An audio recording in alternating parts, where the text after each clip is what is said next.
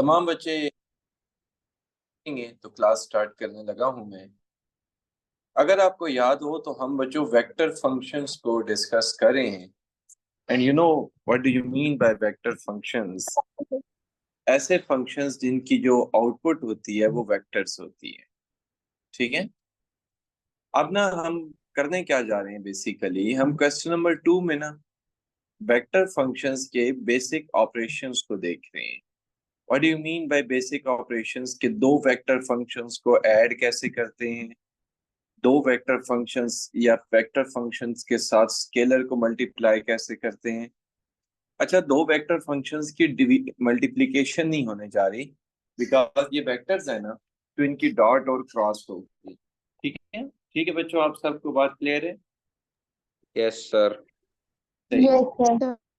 2 का part A हम करें। 2f(t) minus 3g(t). अच्छा, हम प्रैक्टिकली लेफ्ट साइड पे तो इसकी नोटेशन जो है वो फंक्शन के तौर पे दे रहे हैं, लेकिन अगर आप देखें ना तो राइट साइड पे बेसिकली जैसे हम फर्स्ट ईयर में वेक्टर्स को डील करते थे ना, वैसी ही डीलिंग में जो राइट साइड पे होने जा रही होगी। जैसे वेक्टर के साथ स्केलर को मल्टीप्लाई करते थे, इफ यू रिमेम्बर, जैसे दो वेक्टर्स को हम ऐड करते थे, वही वर्किंग हमारी राइट साइड पे होगी। ये मैंने क्या किया है, 2 अपनी जगह पे लिखा और एफ वेक्टर पुट कर दिया -3। अब मैं जी वेक्टर पुट कर रहा हूँ 1 minus T into I unit vector और प्लस 1/t इंटू के यूनिट वेक्टर। ये मैंने लिख दिया। अब मुझे एक बात बताइएगा बच्चों कि मैंने ना इसको अंदर मल्टीप्लाई करना है। सो 4 into T into I unit vector -10 into J unit vector plus 2t² into के यूनिट वेक्टर। अब इसको अंदर जब मल्टीप्लाई करेंगे तो डेफिनेटली ये हो जाएगा 3 minus 3t into I unit vector और फिर बच हो जाएगा +3/t यूनिट वेक्टर। ये था कि हमने स्केलर को कैसे मल्टीप्लाई करना है वेक्टर जी के साथ। माइनस आएगा, -3। नहीं, ये मैंने ना माइनस को मल्टीप्लाई नहीं किया, सिर्फ 3 को अंदर मल्टीप्लाई किया। ठीक है। Okay sir. अच्छा, अब हम बच्चों ith को ith में ऐड करेंगे ना, तो मेरा आंसर आ जाएगा 4t -3 प्लस 3t। ith को ith में ऐड कर दिया। नाउ इट्स टाइम कि मैं jth को jth में ऐड करूं, तो अनफॉर्चुनेटली यहाँ तो jth है, यहाँ कोई jth नहीं है, तो ये jth एज इट इज आ जाएगा। द नेक्स्ट इज क्या, you have to add the kth into kth ना, तो इसको जब इसमें ऐड करूंगा so that would be your final answer. इसमें हमने दोनों बातें देखनी कि how to multiply a scalar with the vector function and how to add two vector functions, दोनों बातें हमने देखी। जी बच्चों, बात क्लियर हो रही है आप लोगों को? Yes sir. सही होगी बात। अच्छा, फरवा भी मेरे ख्याल में क्लास में है। फरवा आप किस वक्त आई हैं भाई? सर मैं 9-4 पे आ गई थी, मैंने सलाम किया था, आपने रिप्लाई नहीं किया। पक्की बात है, मैंने तो इस्लाम सुना नहीं होगा फिर। सर मैंने सलाम किया था आपको, 9-4 पे मैं एंटर हुई थी। वालेकुम सलाम। अच्छा बच्चों, मुझे ये बताइएगा, पार्ट नंबर 2 तो डेफिनेटली मैं नहीं करा रहा। Now I am moving to the part number 3, जिसमें हमें दो वेक्टर फंक्शंस की डॉट प्रोडक्ट लेनी है।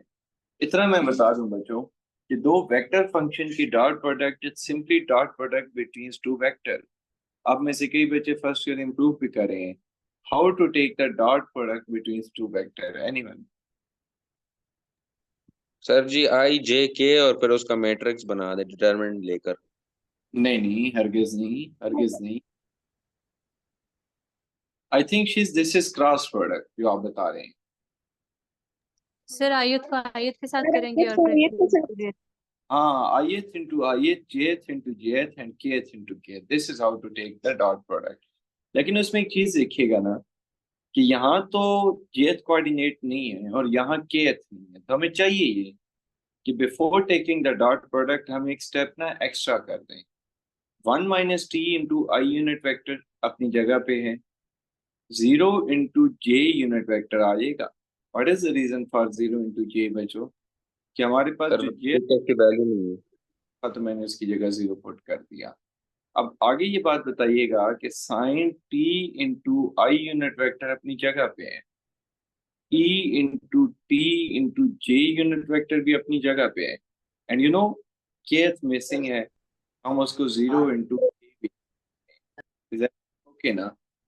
अब देखिए बच्चों, आयत विद आयत, एक बार याद रखिएगा, जब हम आयत इंटू आयत कर रहे हैं ना, तो साथ आई डॉट आई नहीं आने वाला, क्योंकि वो 1 के बराबर होता है।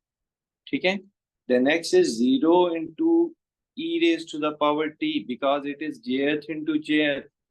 The next is 1 over t into 0 because it is kth into kth. Now writing the final answer, बच्चों, that is very simple, 1 minus t into sin t, and this is your final answer. एक बार याद रखिएगा, the dot product of two vector function is a scalar function. आपका अभी answer में कोई vector नहीं आ रहा, क्योंकि जब भी हम दो वेक्टर की डॉट लेते थे, इफ यू रिमेम्बर, तो हमारा आंसर बच्चों क्या आता था? स्केलर। स्केलर आता था। ग्रेट। नाउ शीस, आपका नॉलेज यहाँ इस्तेमाल होगा, जो अभी आप थोड़ी देर पहले हमें बता रहे थे कि how to take the cross product of two vector functions. जी सर मैट्रिक्स डिटरमिनेंट लेंगे, उसमें पहली रो में हम यूनिट वेक्टर्स लिखेंगे आई जे यस के, और फिर यस, सेकंड रो में फर्स्ट फंक्शन की वैल्यूज और फिर सेकंड में सेकंड फंक्शन की वैल्यूज। सही हो गया, जबरदस्त बात है। अब देखिएगा बच्चों, I am going to take the cross product between two vectors. अगर मैं cross product between two vector लेने जा रहा हूँ, तो मुझे पहली रो में ना आई जे के लिखना होगा। सो मैं लिख रहा हूँ आई जे एंड के। अब बच्चों हम लोग लिख देंगे एफ ऑफ टी की value, that is 2i 2t, फिर लिख देंगे -5, फिर लिख देंगे टी का स्क्वायर, फिर लिख देंगे 1 माइनस टी, फिर लिख देंगे 0, फिर लिख देंगे, अच्छा नहीं सॉरी, हमने गलती तो कर दी है मैंने एक। व्हाट इज दैट बच्चों? नहीं, बल्कि एफ ऑफ टी मैंने ठीक लिखा है, यहाँ मैंने गलती कर दी, यहाँ मुझे एच ऑफ टी लिखना चाहिए। तो एच ऑफ टी में आ जाएगा बच्चों साइन टी और E raise to the power T, और यहाँ 0 आ जाएगा। जी बच्चों, बात क्लियर हो रही है? Yes yes sir. सर। सही है, ठीक है। एक मिनट में जरा देख लूं कि लीव किसने किया है। ज़ारा एंड मरियम ने, ठीक है। मैं मीटिंग रूम भी लॉक कर दूं। ये बच्चों, आपको बात क्लियर हो रही है, तो देन आगे हम इसमें आसानी से मूव कर सकते हैं कि 3 क्रॉस 3 का ना डिटर्मिनेंट है। तो आई अपनी जगह पे रहेगा, and you know this into this करना होगा, which is 0। 0। This into this करना होगा, minus T square E raise to the power T, minus J लिखना होगा, then 0 into 2t minus sine T into T square sine T लिख देंगे, फिर plus K, फिर 2t e raise to the power t plus 5 sine T. जी बच्चे, ये बात क्लियर हो रही है? Yes sir. यस तो इसी को फाइनल आंसर के तौर पे लिख दूंगा। जरा आप किधर गायब हो गई थी भाई? सर नेट नहीं चल रहा था। सही है, T square sine T into J unit vector, इसके साथ आई भी आएगा ना, और plus K into 2t into E raise to the power T plus 5 sine T. ये बच्चों, बात आपको क्लियर हो रही है? Yes sir. तो बेसिकली हमने ना जो बेसिक ऑपरेशन है ना वेक्टर फंक्शंस के, वो इस क्वेश्चन में हमने देख ली है। नाउ क्वेश्चन नंबर 3 की जब बारी आती है तो we will see कि how to evaluate the limit of vector function, how to evaluate limit of vector function। Okay, देखते हैं थर्ड का पार्ट नंबर 1। जी बच्चों, आपको लिमिट के केस में एक बात याद है, मैं आपसे ही वेरीफाई कराना चाहूंगा। वो बात ये थी कि अगर हम किसी फंक्शन में डायरेक्ट लिमिट पुट करने की कोशिश करें और इनडिटर्मिनेट फॉर्म ना आए तो क्या करते थे हम? एनीवन? सर अप्लाई कर देते। हाँ, वो डायरेक्ट आंसर हमारा फाइनल आंसर होता था। व्हाट डज इट मीन्स कि लिमिट के जितने भी क्वेश्चन है ना, उसमें हमारा सबसे जो पहला काम बनता है वो ये बनता है कि हम उसमें डायरेक्ट लिमिट पुट करने की कोशिश करते हैं, चेक करते हैं कि आंसर क्या आ तो नहीं रहा।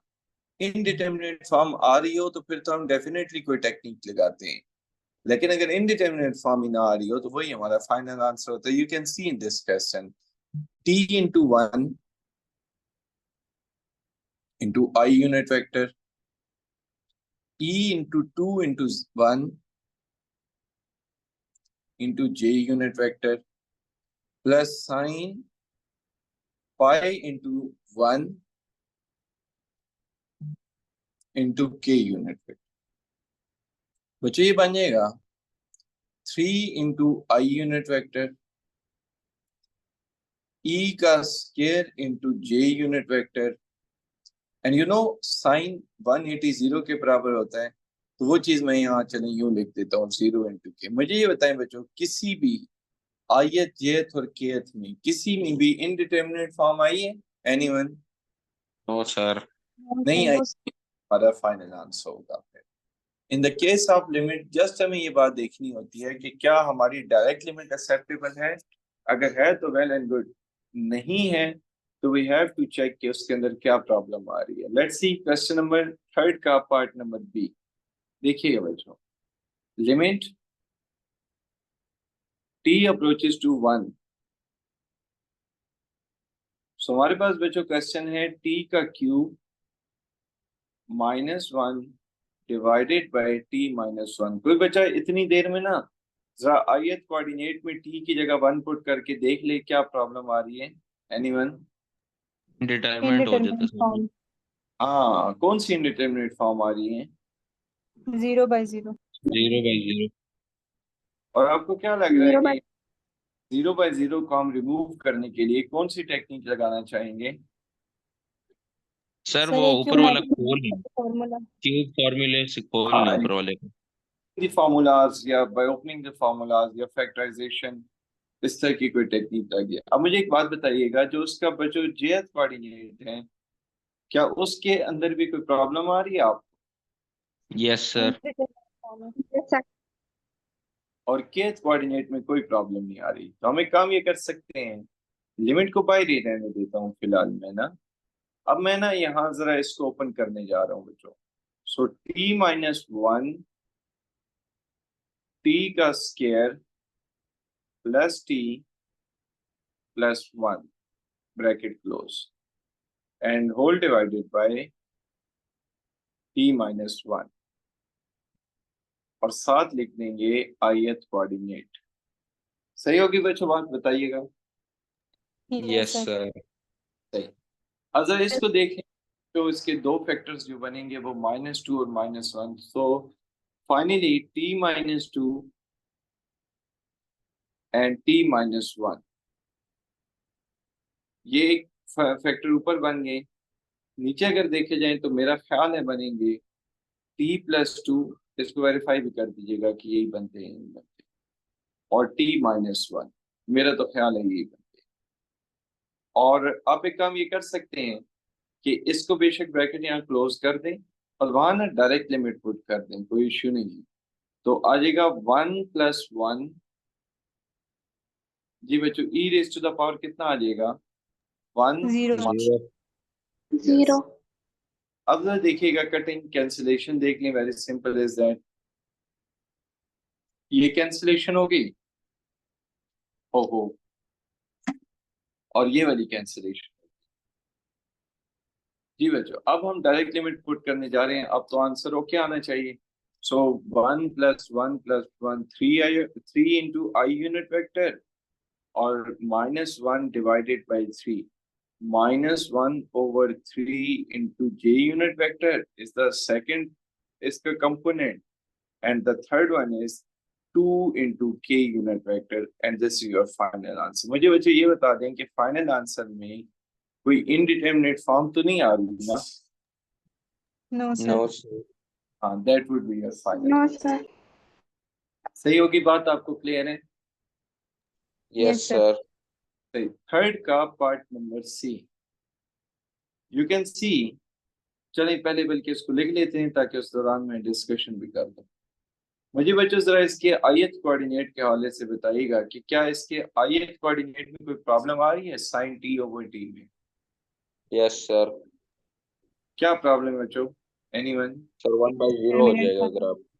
हाँ, 0/0, क्योंकि sin 0 0 के बराबर होता है और डिवाइडेड बाई 0 ये तो 0/0 हो रहा है। अच्छा, मजे की बात बताऊं, यहाँ भी 0/0 हो रहा है क्योंकि cos 0 1 होता है और 1 - 1 0 डिवाइडेड बाई 0। यहाँ हमारी चीज ओके आ रही है क्योंकि e⁻0 1 के बराबर होता है। इसका मतलब ये है कि प्रॉब्लम हमारे पास सेकंड और थर्ड में है। अब मैं आपको एक और बात बताऊं, यहाँ मैं एक चीज लिखूंगा, आप लोगों ने खुद ही उसको वेरीफाई करना है कि लिमिट होनी चाहिए, यानी लिमिट किसी को मर्जी अप्रोच करे, चाहे वो 0 को अप्रोच करे, इंफिनिटी को अप्रोच करे, इससे कंसर्न नहीं है। साइन होना चाहिए, एंगल सेम होना चाहिए और लिमिट पुट करने से आंसर 0/0 होना चाहिए। बच्चों कौन सा वेल नोन रिजल्ट है? Is equal sir to 1 1। के बराबर 1 होगा। के इक्वल है। एग्जैक्टली, = 1 के बराबर है। जबरदस्त। दूसरी बात ये है, यहाँ को बच्चा टेक्निक बता सकते हैं? अभी रिसेंटली आपने तैयारी भी की है इस चैप्टर की। सर रैशनलाइज कर सर देंगे। 1 + cos t को मल्टीप्लाई डिवाइड। रैशनलाइज कर देंगे। सो 1 - cos t तो अपनी जगह पे है, इसको हम रैशनलाइज करने जा रहे हैं 1 + cos t के साथ and divided by 1 + cos t के साथ। ठीक है बच्चों, आपको बात क्लियर है? t into yes sir. 1 + cos। अब मुझे बताएं, किसी भी नंबर की पावर 0 तो 1 होता है ना, तो हमारा यहाँ पे फाइनल में k आ जाएगा आखिर में। अब ये चीज बन चुकी सर है ये आएगा जी दोबारा 1 बताइएगा। - 0 1 होगा। दोबारा a बताइएगा। के साथ e भी आएगा। नहीं नहीं, ई नहीं ना, वो हमने। ये हाँ हाँ, सर सही t है। 0 है तो 1 - ठीक। अब बच्चों बताइएगा एक बात कि हम ऊपर जो कर सकते हैं इस क्वेश्चन में, वो तो साइंस के टी बन जाएगा ना? Yes sir sir. 1 के साथ ith भी तो लगेगा। जी क्या लगेगा 1 के साथ? ith vector. हाँ, ये फैक्टर तो है ना, ये देखें सही। जी sir. 1 cos t into j unit vector and into e⁻k unit vector। अच्छा, आप जरा स्टार्ट से आते हैं तो आई तो अपनी जगह पे है। अब ये जो मैं आपको जेएस वाले के बारे में बताने जा रहा हूँ बच्चों, इसको हमने वो करना है, थोड़ा वेल नोन रिजल्ट को अलहदा कर देना है और उसके अलावा वाले को अलहदा कर देना है। सो इसमें से वेल नोन रिजल्ट कौन सा आएगा बच्चों? सो इसमें से वेल नोन रिजल्ट तो है sin t/t। ये हो गया वेल नोन रिजल्ट। अब आगे जो है वो हमारे पास एक्स्ट्रा स्टफ पे लिमिट अलग अप्लाई हो जाएगी। जी बच्चों, एक्स्ट्रा स्टफ बताइएगा। sin t over 1 sin + t cos t। 1/1 + cos t। Over 1 + cos। जी बच्चों, वेल नोन रिजल्ट का आंसर क्या आता है? 1। 1। ग्रेट। और इसका आंसर क्या आता है? जी, इसका आंसर क्या आ जाएगा? तो 0। 0 नहीं आएगा लिमिट लगाकर। 1 multiply by 0 divided by 2 into j unit vector। जी बच्चों, बात क्लियर हो रही है? And yes plus yes sir. Sir. e⁻k। So finally I अपनी जगह पे है, प्लस j अपनी जगह पे है, सॉरी ये तो जीरो हो गया, चले इसके साथ जीरो लिख देते, वो ज्यादा बेटर हो जाता है। Plus E raise to the power K, E into K is your final answer. ये वजह इसका नेक्स्ट पार्ट में नहीं करा रहा, the reason is very simple कि इसका जो आईएथ कोऑर्डिनेट है वो तो वेल नोन रिजल्ट बन गया, इसका जो जेथ कोऑर्डिनेट है उसमें तो इनडिटरमिनेट फॉर्म ही नहीं आ रही, और इसका केथ कोऑर्डिनेट तो है ही नहीं। सो पार्ट नंबर डी आपके लिए आसानी से होमवर्क हो सकता है। ठीक है बच्चों? Yes okay sir. Sir. Test the continuity, ये वाले इंपॉर्टेंट क्वेश्चन है इस एक्सरसाइज के, इसके 3 और 4 इंपॉर्टेंट है, ऊपर वाले को इतने खास इंपॉर्टेंट क्वेश्चन नहीं है। सही है, इस पे जरा फोकस्ड आपने रखना है। सही है बच्चों, बात क्लियर है? Yes sir. यस। सही है। मैं ना ये क्वेश्चन कराने से पहले ना आपको एक बात समझाऊंगा, आप जरा तवज्जो दीजिएगा।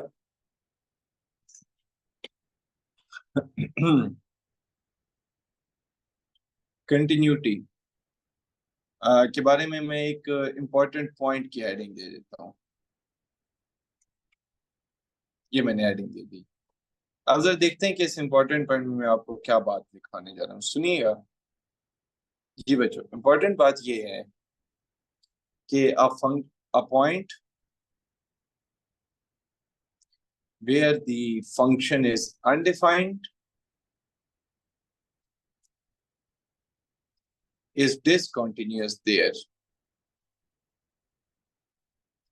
Very very important point. ऐसा पॉइंट जहां फंक्शन डिसकंटिन्यूअस अनडिफाइंड हो वहां डिसकंटिन्यूअस भी होता है। ये बात हम इसको देख सकते हैं विद एग्जांपल। जरा देखिएगा बच्चों, तमाम बच्चे इस बात को अंडरस्टैंड करेंगे with example.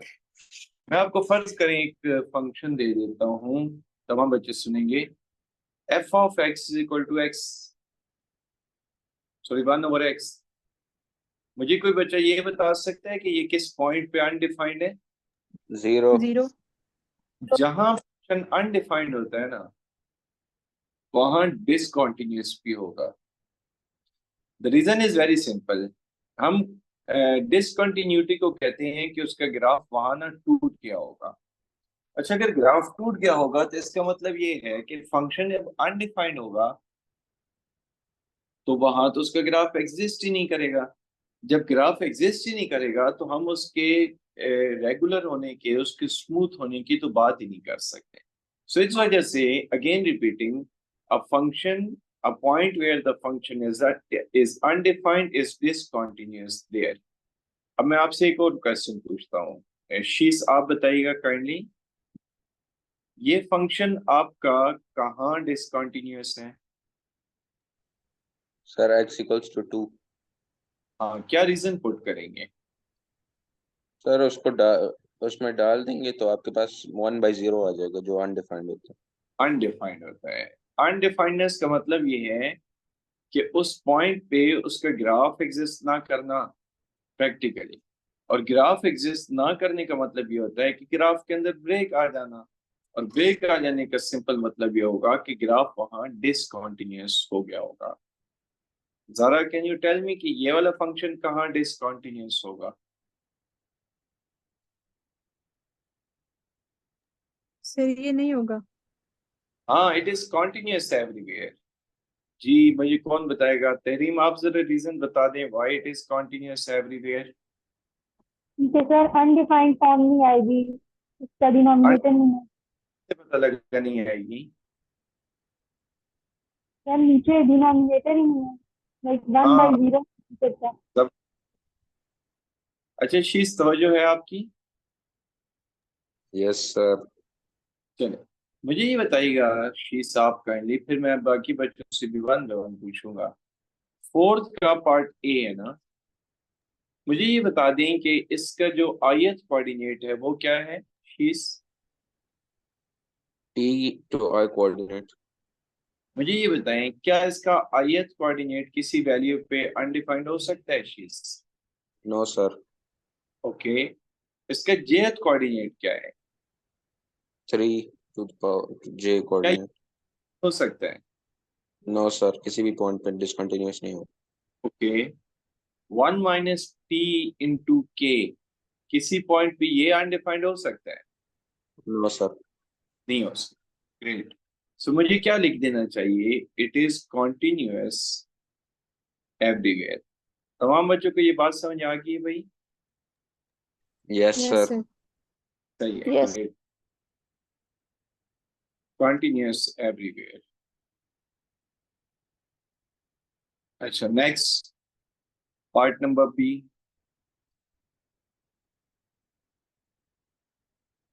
Ji of P. जी बच्चों, आपसे मेरा क्वेश्चन है,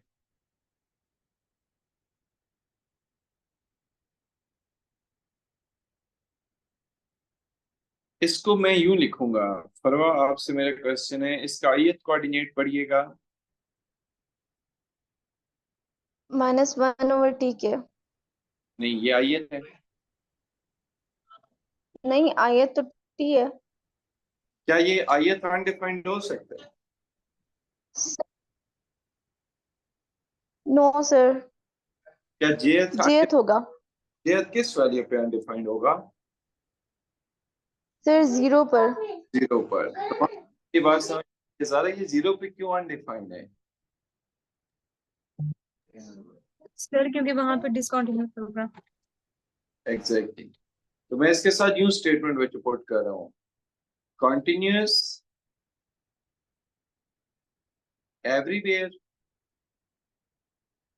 आगे क्या लिखना चाहिए कुरतुनैन? कंटिन्यूअस एवरीवेयर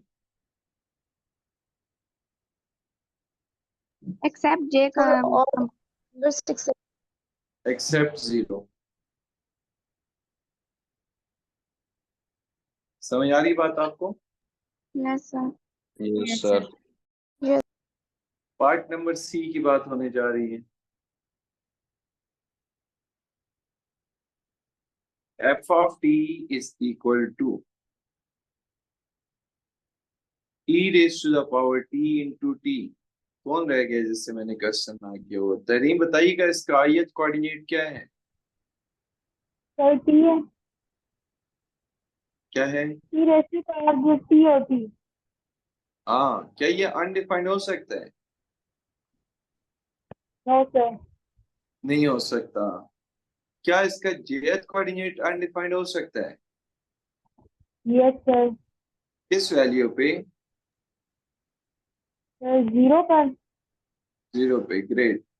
क्या इसका केथ कोऑर्डिनेट अनडिफाइंड हो सकता है? No sir. ओके। सो मुझे लिखना चाहिए कॉन्टिन्यूअस एवरीवेयर। क्या लिखूंगा शीश आगे? एक्सेप्ट 0। हाँ जी, एक्सेप्ट 0।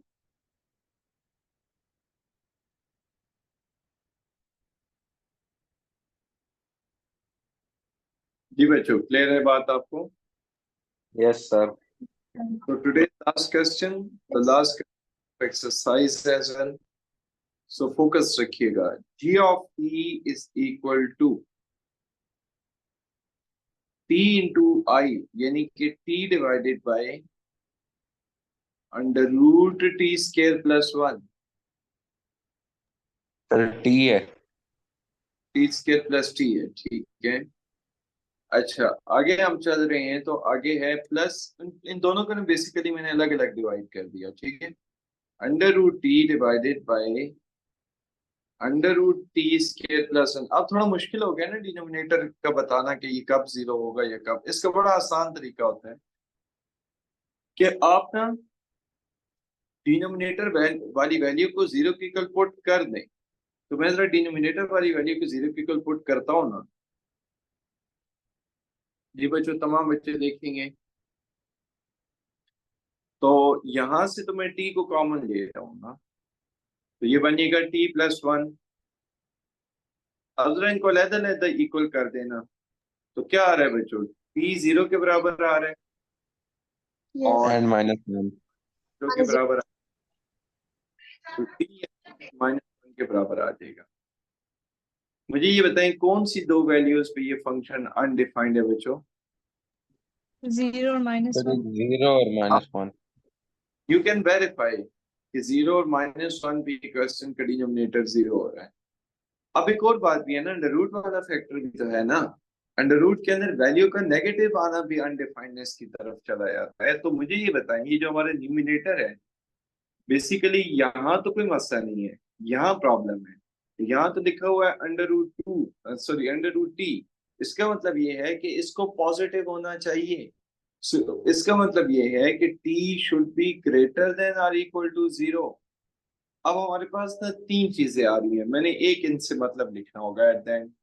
पहली चीज आ सर रही, इक्वल कैसे होगा? दोबारा बताइएगा। सर अगर आप t इज इक्वल टू 0 करेंगे तो डिनोमिनेटर में डालेंगे तो अनडिफाइंड हो जाएगा, तो ये नहीं नहीं, t वो की इक्वल कैसे होगा? मैं अभी बताने लगा हूँ यही बात ना। तीन चीजें हैं ना, एक चीज है कि टी 0 के बराबर है, एक चीज है t-1 के बराबर, मतलब प्रैक्टिकली तो इन दोनों पे अनडिफाइंड हो रहा है ना, तो इसका मतलब है t 0 नहीं हो सकता, t-1 नहीं हो सकता, और इधर हम ये कह रहे हैं कि t को 0 से बड़ा होना चाहिए या बराबर होना चाहिए। अब यहाँ मैंने लिखा हुआ है कि t को 0 के बराबर होना चाहिए, और यहाँ लिखा हुआ है t 0 के बराबर नहीं हो सकता। तो फाइनली हमारी स्टेटमेंट ये होगी कि t 0 के बराबर नहीं हो सकता। तो फाइनल में स्टेटमेंट ये लिख दूंगा, t is greater than 0। t is greater than 0 में ना ये तीनों बातें कवर हो जाएंगी। ये तीनों जरा चेक करें, t 0 के बराबर नहीं हो सकता भी यहाँ कवर हो गई है, t-1 के बराबर नहीं हो सकता भी यहाँ कवर हो गई है, और t 0 से बड़ा होना भी यहाँ कवर हो गई है। ये बात आपको समझ आ गई बच्चों? सो मैं यहाँ पे लिख यस यस दूंगा continuous at t is greater than 0। This is your final answer, okay? Okay sir. One आपकी एंड होगी, होपफुली कल 5.2 एंड हो भी सकती है। अगर हो जाती है तो फिर हम इसका इस वीकेंड पे फुल चैप्टर का टेस्ट ले लेंगे। बहुत आसान चैप्टर, यू कैन सी कि बहुत ही ज्यादा आसान चैप्टर है ये, है ना?